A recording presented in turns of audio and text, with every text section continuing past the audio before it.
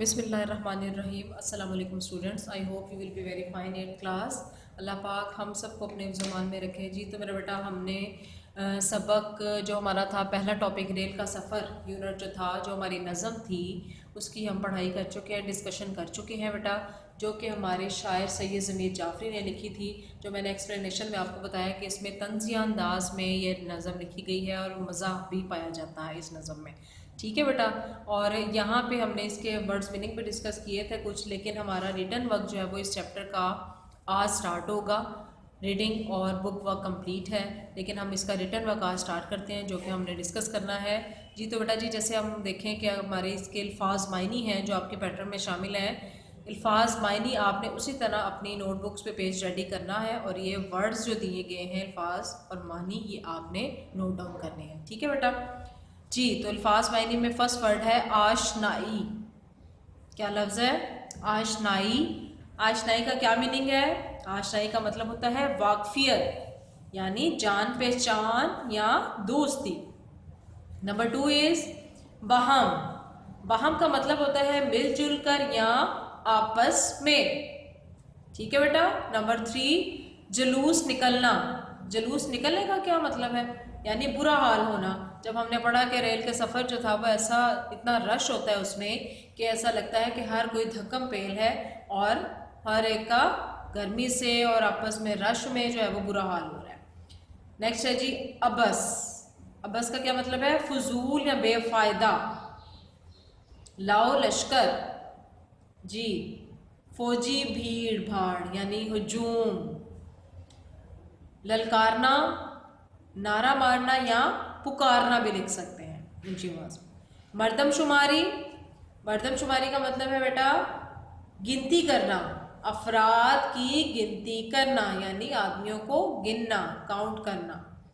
मोर्चा बंद। मोर्चा क्या होता है?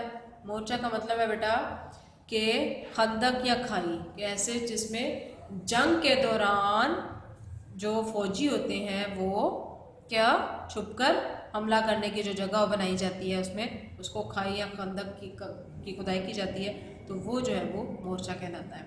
निश्तर, इसका मीनिंग है बेटा तेज धार का चाकू। ठीक है जी। नेक्स्ट है नफूस। नफ्स की जमा है, लेकिन बेटा इसका मीनिंग हम ये भी लिखेंगे कि अफराद। नफूस यानी अफराद। ठीक है बेटा, ये भी आप लिख सकते हैं। जी तो मेरा बेटा ये तो हमारे थे वर्ड्स मीनिंग। जी तो बेटा जी, वर्ड्स मीनिंग के बाद हमारा है नेक्स्ट क्वेश्चन अल्फाज जुमले, जो कि आपकी बुक वर्क में दिए गए थे। हम उसको डिस्कस कर लेते हैं, लेकिन बेटा अकॉर्डिंग टू पैटर्न हमारा जो अल्फाज जुमले हैं या सवाल जवाब है नज़म के, वो हम डिस्कस ज़रूर करते हैं, लेकिन इनका बोर्ड के पेपर्स में 8th क्लास में सेंटेंसेस बहुत कम आते हैं। ठीक है बेटा, यहाँ पे अगर हम जुमलों को भी डिस्कस करें, क्वेश्चन भी हमने बुक वर्क में डिस्कस कर लिए, तो ये जो जुमले हैं ये आप खुद से अपनी वर्डिंग भी कर सकते हैं। ठीक है, यहाँ पे बहुत ईजी जो है वो सेंटेंस बनाए गए हैं। तो नंबर 1 है जी मर्दमशुमारी। मर्दमशुमारी से लोगों की तादाद का पता चलता है। ठीक है बेटा। आशनाई, मेरी और जमीला की थोड़ी बहुत आशनाई थी, यानी वाकफियत का लफ्ज़ है या जान पहचान। दस्तरखान। दस्तरखान का क्या मीनिंग होगा कि दस्तरखान जो जिस पर बैठकर खाना खाते हैं। ठीक है बेटा, दस्तरखान तैयार करना, तो उन्होंने कहा कि दस्तरखान पर सब मिल बैठकर खाना खाते हैं। मकबूल। मकबूल का क्या सेंटेंस बनेगा? अल्लामा इकबाल की शायरी हमेशा बहुत मकबूल रहेगी। गुफ्तगू। हमेशा गुफ्तगू करते वक्त अल्फाज का चुनाव अच्छा होना चाहिए, यानी कि अगर हमेशा दूसरों से बात करते हुए हमेशा अच्छे अल्फाज का इंतखाब करना चाहिए। ठीक है बेटा जी। नेक्स्ट हमारा जो क्वेश्चन है, जो कि मोस्ट इम्पॉर्टेंट है इस नज़म का, वो है बेटा हमारा नज़म का खुलासा। ठीक है, यानी समरी इसकी जो हमारे है। खुलासे में क्या होगा कि रेल के सफ़र में इस नज़म में शायर सैयद ज़मीर जाफ़री मज़ाहिया और तंज़िया अंदाज में रेल के सफ़र का जिक्र करते हुए कहते हैं कि पाकिस्तान में रेलवे की हालत बहुत बुरी है। इसमें मुसाफिरों को बैठने के लिए जगह मिलना तो क्या, खड़ा होना भी मुश्किल है। इसलिए रश या गुंजाइश की तरफ तवज्जो देने की बजाय जहाँ जगह मिले बैठ जाना चाहिए।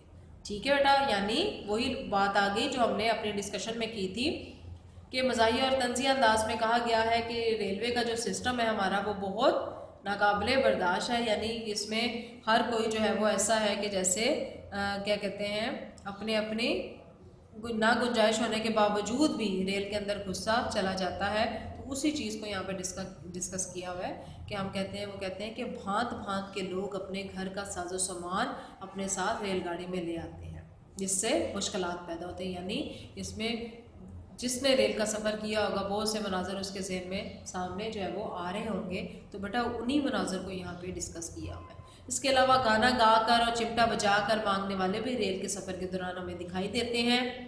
मुसाफिर हजूम में एक दूसरे से आशना होने के साथ साथ लड़ाई और तकरार भी करते जाते हैं।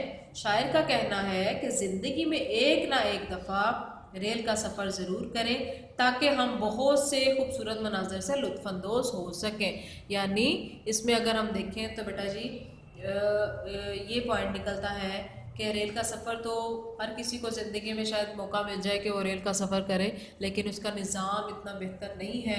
हर लिहाज से उसमें एहतियात की बहुत ज़रूरत है।